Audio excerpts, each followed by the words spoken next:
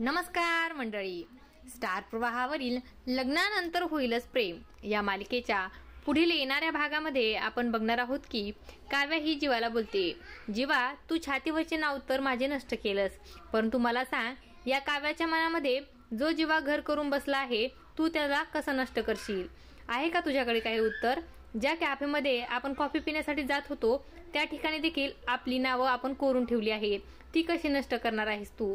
आणि तेव्हा जीवाला देखील काव्याचा खूपच राग येतो आणि तो बोलतो, काव्या जे झालं गेलं ते सर्व विसरून जा आणि तू आता तुझ्या समोर जी गोष्ट आहे त्याचा स्वीकार कर.